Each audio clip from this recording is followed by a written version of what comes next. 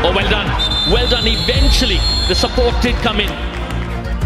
जिस सोसाइटी में एक्सेप्टेंस नहीं है वहाँ पे चीज़ों को ओपन में हम नहीं ला सकते थे, इसलिए छुप छुपा के हम आगे खेलते रहे। हाँ, बेटे कर सकते हैं तो बेटियां भी कर सकती हैं। सुनील डबास, डॉक्टर सुनील डबास।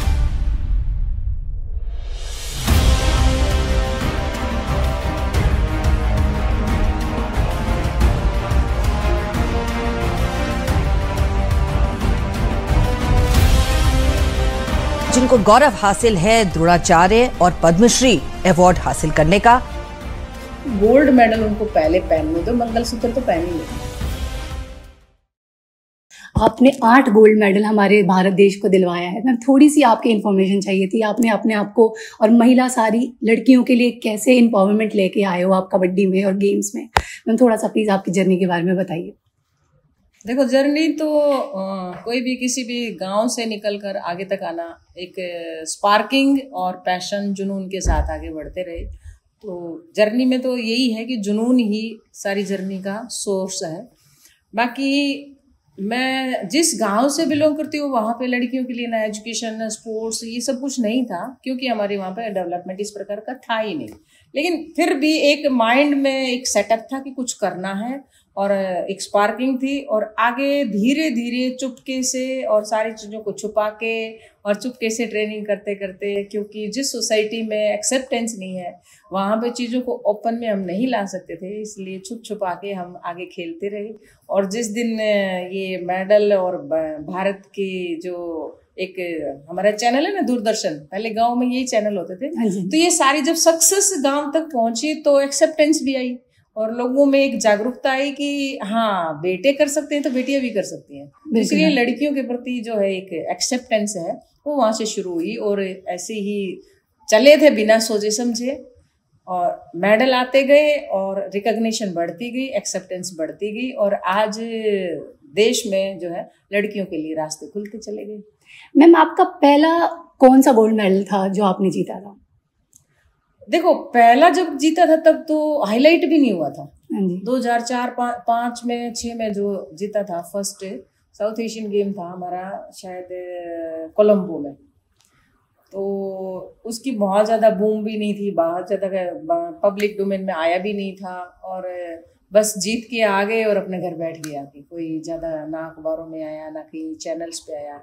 और कबड्डी बेशक हमारा भारतीय खेल है, हम थोड़ा सा, मैं कहना चाहूँगी कि हमारी जो मीडिया है वो सारा क्रिकेट के ऊपर झुकी रहती है। हाँ, क्रिकेट ज़्यादा से ज़्यादा एक आध लॉन टेनिस वगैरह देख लेते हैं, उठा लेते हैं, नहीं तो पिकअप ही नहीं करते हैं कबड्डी को। तो आप जैसे हमारा प्रो कबड्डी आया तो थोड़ा सा पब्लिक डोमेन में इसकी जो है वो बढ़ी है, प्रेजेंस बढ़ी है, और अब मीडिया ने थोड़ा पिक करना शुरू किया।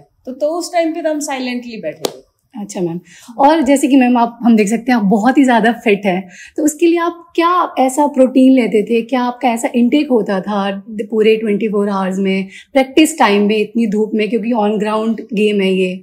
तो मैम ऐसा थोड़ा अपने प्रोटीन और उसके बारे में आप थोड़ा सा डिस्क्राइब करेंगे कैसे? देखो, मैं आज के टाइम पे बताना चाहूँगी कि खिलाड़ी जो है उसको कट थ्रोट कॉम्पिटिशन से है, और डाइट है वो बहुत अहम रोल करती है, क्योंकि हमारा जो गाड़ी भी दौड़ती है तो फ्यूल की जरूरत होती है, तो न्यूट्रिशन है वो फ्यूल है, और जब फ्यूल ही नहीं होगा तो वो बैठ जाएगा। तो ऐसे ही समझिए कि हमारी जो बॉडी को फ्यूल चाहिए वो एक ऐसा क्वालिटेटिव फ्यूल चाहिए जिसकी वजह से उसको पावर, एनर्जी और मतलब एंथुसियास्टिक बना रहे एंड तक।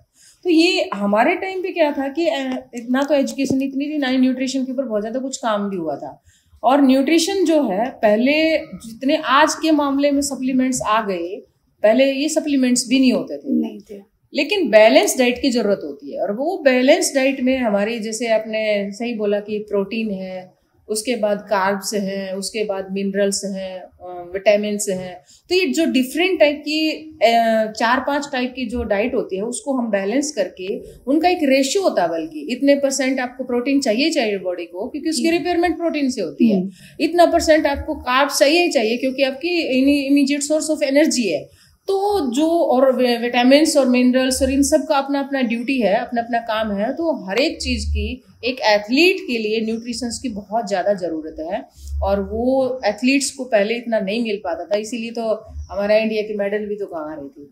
अब जैसे उस कॉम्पिटिशन्स में हम उतरे हैं, कुछ मेडल्स हमारे अभी आने लगे हैं, तो उसके पीछे ये है कि हमने हर फील्ड पे काम किया, चाहे उसकी फिटनेस पे, ट्रेनिंग पे तो किया ही किया, साथ में हमने साइंटिफिकली उसकी डाइट को भी पूरा प्लान करके दिया कि इतनी एनर्जी वो लेगा, इतना बर्न करेगा, और उतनी बर्निंग के दौरान भी उसको इमीडिएट सोर्स ऑफ एनर्जी कैसे प्रोवाइड किए जाए और कैसे उसकी बॉडी को नेक्स्ट उसके वर्कआउट के लिए तैयार किया जाए। क्योंकि एक वर्कआउट में उसकी एनर्जी, हमने सपोज कीजिए एक खिलाड़ी को हम 8000 जो कैलोरीज है एनर्जी दे रहे हैं, और उसकी हमने पहला ही जो हमने राउंड लिया, एक सेशन लिया 2 घंटे का, 2.5 घंटे का, और उसने 5-6 हजार कैलोरीज हमने बर्न करवा दी, तो एक नॉर्मल ह्यूमन बीइंग को भी ना 2 से 2.5 हजार कैलोरीज तो ह्यूमन बॉडी की नेचुरल रिक्वायरमेंट होती है। उसके बाद जो एक्स्ट्रा बर्निंग हुई वो हम कहाँ से देंगे? तो और हमारे इंडियन एक मैं कंटीजेंट में सही बताऊँ तो हमारी खासकर नॉर्थ इंडिया में हमारी डाइट में प्रोटीन ऑलमोस्ट डिसअपीयर है, फैट की मात्रा ज़्यादा है, और हमारे यहाँ पे कार्ब्स की मात्रा भी ज़्यादा रखते हैं। तो ये जो प्रोटीन का डाइट का इम्बैलेंस है, बैलेंस डाइट नहीं है ये। तो इसीलिए हमने इस पे पूरा स्टडी किया। साइंटिफिक अगर डाइट खिलाड़ी को दी जाएगी, एथलीट डाइट है, वो अलग से प्लान की जाएगी। एक पर डे में उसका इतने हजार कैलोरीज अगर बर्न होती है, आप उसका माइकल फेलिप्स का पढ़िए, ओलंपिक में मेडल लिया, वो पर डे की उसकी 10,000 कैलोरीज अगर वो बर्न कर रहा है तो इट मीन्स कि वो 12,000 या 13,000 14,000 कैलोरीज वो ले रहा है।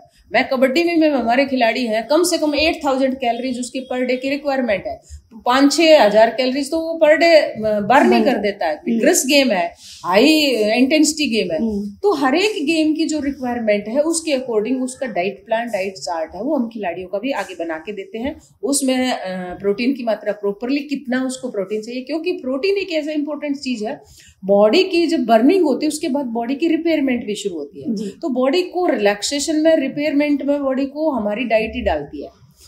एक तरफ से हमारे हार्मोन्स रिलीज होते हैं जो नींद में और प्रॉपर रेस्ट में बॉडी हार्मोन्स रिलीज करती है रिपेयरमेंट में।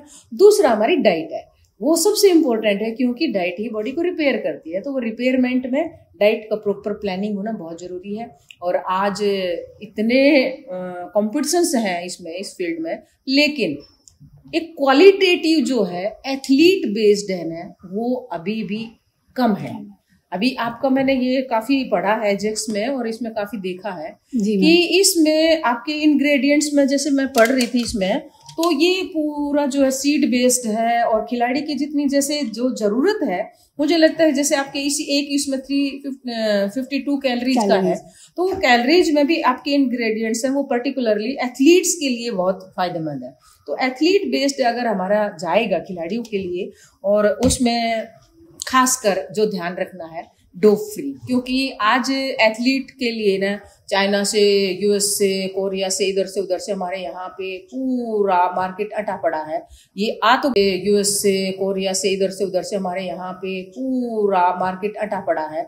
ये आ तो गया मैटर बहुत ज्यादा, लेकिन उसकी क्वालिटी के ऊपर है ना, हमारा ड्रग्स कंट्रोल भी उतना क्वालिटेटिव उसको कंट्रोल नहीं कर पा रहा है। और बच्चों के कई बार, जैसे डोप में भी बच्चे कई बार फंसे हैं, तो उस डोप में बच्चों को अननोइंगली भी उसने अगर वो सप्लीमेंट लिया और उसमें कुछ ड्रग्स चला गया, डोपिंग का कुछ कंटेंट चला गया, तो वो भी बहुत खतरनाक है। तो आपका, मैं अभी इसमें देख रही थी कि आपके सारे उसमें मार्क हैं, ठीक है, ISI मार्क भी है, और है, तो ये ड्रग्स फ्री होना भी उतना ही जरूरी है, क्योंकि एथलीट को ये कॉन्फिडेंस होना चाहिए कि उसको जो सप्लीमेंट वो ले रहा है उसमें ड्रग्स का कोई कंटेंट नहीं है। क्योंकि हमारे यहाँ पे वाडा और नाडा ने एक लंबे चौड़ी लिस्ट दे रखी है, प्रोहिबिटेड सब्सटेंसेस ये है, और ये आपकी किसी भी प्रकार की डाइट में नहीं होना चाहिए। इवन बच्चा अगर बुखार भी होता है और उसको खांसी जुकाम होता है, तो हम उसको सिरप देने से भी मना करते हैं, क्योंकि उसमें भी कुछ कंटेंट होता है। तो वो जो एक प्रोहिबिटेड लिस्ट है वाडा की, नाडा की, उससे भी ये फ्री, और ये सारा एथलीट बेस्ड है, ये बहुत जरूरी है। और आज के एथलीट को इस प्रकार की चीजों की जरूरत है। मैम, तो अब ये हमारा एक प्रोडक्ट है, तो उनको मतलब क्या, बहुत लोग होते हैं कि नहीं बहुत जल्दी थकावट हो जा रही है, मतलब एक स्पोर्ट्समैन पर्सन को बहुत हाई लेवल का प्रोटीन इंटेक ज़रूरी होता है, तो आप उनको क्या ये रिकमेंड मतलब करते होंगे, आप करेंगे कि विटामिन लो? करते हैं हम, ये सारी चीजें। विटामिन भी है, जैसे विटामिन और जिंक, इसकी बहुत जरूरत होती है, और ये L-कार्निटिन भी, इसकी भी बहुत जरूरत होती है। ये इंस्टेंट सोर्स ऑफ एनर्जी है। जब बच्चा बहुत ज्यादा, इवन हमें कुछ लिक्विड ड्रिंक्स हैं, जैसे उसको एक उसमें डाला, इंस्टेंट एनर्जी है जी। तो कई बार बच्चा बहुत ग्राउंड पे भी बहुत थकान फील करता है, टायर्ड हो जाता है, और फटिगनेस को रिड्यूस करने के लिए हम कुछ ना कुछ आर्टिफिशियल सोर्स है वो अडेप्ट करने पड़ेंगे, क्योंकि खिलाड़ी की जितनी हमने उसको उसमें से निचोड़ना है, जब हमने उसकी बॉडी से निचोड़ लिया तो इनटेक तो देना पड़ेगा। तो ये इनटेक अगर हमने नहीं दिया तो फिर उसकी बॉडी उतना काम नहीं कर पाएगी। तो जो उससे हम निकालना चाहते हैं, तो हमने जो जैसे डाइट प्लान करते हैं कि ड्यूरिंग एक्टिविटी, बिफोर, हम डाइट प्लान ऐसे करते हैं, बिफोर कंपटीशन हमें क्या देना है, ड्यूरिंग कंपटीशन क्या देना है। तो ड्यूरिंग कंपटीशंस भी हम बच्चों को जैसे कुछ एनर्जी ड्रिंक्स देते हैं, और वो अलाउ हो, और वो हमारी किसी भी प्रकार की प्रोहिबिटेड लिस्ट में ना हो। तो इन चीजों को हम ध्यान रखते हैं। तो आपका ये जो दोनों चीज है, ये बहुत ही इंपॉर्टेंट है। ड्यूरिंग, बिफोर भी हम देते हैं कार्ब्स की मात्रा, क्योंकि इमीडिएट सोर्स ऑफ एनर्जी है, और मल्टीविटामिन है, जिंक है, ये क्या है कि बॉडी की रिपेयरमेंट में हेल्प करते हैं। तो इमीडिएट जो सोर्स ऑफ एनर्जी है, ड्यूरिंग भी, और आफ्टर जैसे कॉम्पिटिशन्स के बाद, मैचेस, डेली के मैचेस ओवर होने के बाद उसको प्रोटीन की उसकी ज्यादा जरूरत है, पहले कार्ब्स ज्यादा देते हैं, बीच में एनर्जेटिक ड्रिंक्स देते हैं। तो जो हमारी जो एथलीट की प्लान होती है, वो न्यूट्रिशन की प्रॉपर प्लानिंग करते हैं, before competition, before match, during match and after match. तो ये जो इमीडिएट सोर्स ऑफ एनर्जी है, इसको हम यूज करते हैं। और मैं खिलाड़ियों को भी ये जरूर सजेस्ट करना चाहूंगी कि इस प्रकार के जो ड्रग्स फ्री है उनको जरूर अपनाएं, क्योंकि आज सबसे बड़ा जो चैलेंज है मार्केट में वो यही है कि हम हर किसी चीज पे विश्वास नहीं कर पाते जी। और आपका एजेक्स को काफी समय से बच्चे खिलाड़ी यूज कर रहे हैं, तो खिलाड़ियों को हम भी सजेस्ट करना चाहेंगे कि ऐसे कंटेंट्स में जरूर जाएं, और खुद भी उसको ना एक्सरसाइज में डाल के देखें, ताकि आपको इम्पैक्ट भी पता चले और इसकी जो क्वालिटी है उसका भी आपको पता चलेगा। ठीक है मैम। और मैं हमारे कुछ ऑडियंस है उनको बताना चाहूँगी कि आपके मुँह से कि मैम आप बताइए प्लीज़ कि आपको दोस्त कौन से ऐसे बड़े अवार्ड्स मिले हैं जो आपके लाइफ टाइम है, आपके साथ रहेंगे, प्लीज़ बताइए आप कैसे, कौन से आपके 2 बड़े अवार्ड्स हैं? देखो, द्रोणाचार्य अवार्ड मिला 2012 में, और पद्मश्री मिला 2014 में। और पद्मश्री के साथ एक छोटी सी स्टोरी जुड़ी हुई है। जब मैं पद्मश्री लेने गई तो एक नॉर्थ ईस्ट से हस्बैंड वाइफ थे दोनों, तो उन्होंने मुझे बुलाया अपने पास और बिठाया। वो दोनों I think they were above 90 plus थे वो।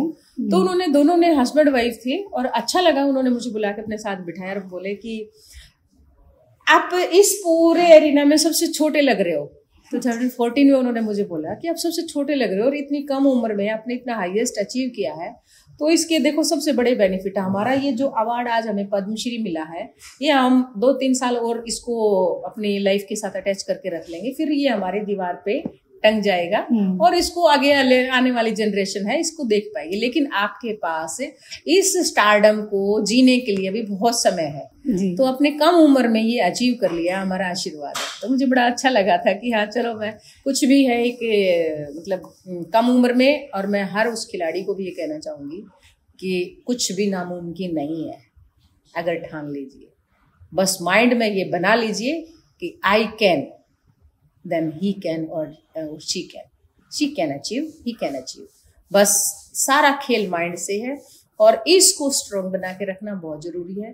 तभी मैंने, मेरी जो खिलाड़ियों को भी जरूरत पड़ी तो स्पोर्ट्स विमेन पे मैं फोकस करके चलती थी, क्योंकि मैं विमेन में कोचिंग भी मैं विमेन में कर रही हूँ।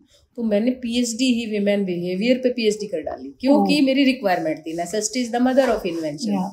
और सारा जो खेल चलता है, मेरी जरूरत थी कि किसी भी कंट्री में जाके हम एक भी मैच ना गंवाएं। आज हमारा एक रिकॉर्ड है मेरे साथ जुड़ा हुआ, 8 गोल्ड मेडल के साथ without losing a single match. हमने आज तक एक सिंगल मैच भी नहीं खोया और 8 गोल्ड मेडल जीते। तो उसके साथ ये ब्रेन का फाइटिंग जो मेंटल टफनेस है वो जरूरी है, और वो मेंटल टफनेस है, उसी के साथ ये सब होता चला गया। मैम आप मतलब महिलाओं के लिए इतनी बड़ी इंस्पिरेशन बन गई, बिकॉज स्पोर्ट्स में आजकल के फैमिलीज इतना अलाउ नहीं करती हैं। फैमिलीज को कुछ बोलना चाहेंगी कि आप अपने घरों से अपनी बेटियों को आप जाने दीजिए, बढ़ने दीजिए आगे। आजकल लड़के सब कुछ कर रहे हैं, लेकिन लड़कियां भी कम नहीं हैं, तो कुछ थोड़ा सा 2 लाइन फैमिलीज के लिए कि आप लोग सपोर्ट करिए? देखो, मेरे पीछे गांव से निकलना और आगे बढ़ना माँ बाप थे। उनकी सपोर्ट ना होती तो मैं शायद कुछ नहीं कर पाती। शादी के बाद मेरे सास ससुर फैमिली भी मेरी वो भी सपोर्टिव मिली मुझे। ये मेरे लिए एक लकी रहा कि ससुराल में भी और मेरे मायके में भी दोनों फैमिलीज हैं वो मुझे सपोर्टिव मिली। माँ बाप के सपोर्ट के बिना कुछ नहीं हो सकता। हाँ, अगर माँ बाप लड़की के पीछे खड़े हैं तो उस लड़की का कोई रास्ता नहीं रोक सकता और वो लड़की वो सब कुछ अचीव कर सकती है जो वो करना चाहती है। इसलिए बस लड़कियों के पीछे खड़े हो जाइए, वो कर तो खुद ही लेगी, यही जरूरत है। और हमारे समाज में आज बहुत सारे जो हैं वो तोड़े हैं, ब्रेक डाउन हुए हैं। कितने भी हमारी ऑर्थोडॉक्स सोसाइटी के ऑर्थोडॉक्स जितने भी सिस्टम थे वो ब्रेक डाउन भी हुए हैं। उनमें एक्सेप्टेंस के साथ ब्रेक डाउन है, ये नहीं कि विरोध के साथ, एक्सेप्टेंस के साथ ब्रेक डाउन हुआ है। क्योंकि मेरा भी अपने गांव से जो सारी चीजें बदली हैं तो एक्सेप्ट हुआ उनको, तब उन्होंने छोड़ा है कि नहीं लड़कियों को भी रास्ता दे दो। क्योंकि मैम आप तो हरियाणा जैसे ऐसी जगह से हैं जहाँ पे एक स्टीरियोटाइप दिमाग बना हुआ है कि लड़कियों को नहीं आगे बढ़ना है, लड़कियां सिर्फ घर के काम के लिए हैं, स्पोर्ट्स में नहीं। लड़कों के लिए बना हुआ है स्पोर्ट्स, लड़कियों के लिए तो बना ही नहीं हुआ है। तो आप पूरे हरियाणा में एक ऐसा इंस्पिरेशन, आज भी लड़कियां वहाँ जा रही होगी खेलने, स्पोर्ट्स वगैरह सब आपने हरियाणा में भी कुछ ग्राउंड्स बनवाए हुए हैं लोगों के लिए, लड़कियों के लिए स्पोर्ट्स। तो आज के टाइम में सब चीज़ें इतनी अच्छी नॉर्मलाइज हो गई हैं। Thank you ma'am, thank you so much. मुझे बहुत अच्छा लगा। एक पॉइंट मैं और बोलूंगी आपको कि मैं हर जगह बोलती हूँ कि आज लड़कियों ने, बेटियों ने भी उतने गोल्ड मेडल जीत रहे हैं। मेडल टैली में इक्वल वेट है, पहली चीज। अगर लड़की मेडल टैली में एक मेडल आता है और हमारे ओलंपिक में, एशियन गेम्स में लड़कियों के मेडल बॉयज के कंपैरेटिवली ज्यादा भी है इंडिया के। और दूसरी बात ये कि मैं हमेशा लड़कियों के लिए बोलती हूँ, माँ बाप के लिए को भी बोलती हूँ कि गोल्ड मेडल उनको पहले पहनने दो, मंगलसूत्र तो पहन ही लेंगी। तो इसलिए लड़कियों को फ्री छोड़ दो, आगे आने दो, बढ़ने दो, निकलने दो, ठीक है ना। बेटी बचाओ, बेटी पढ़ाओ और बेटी खिलाओ।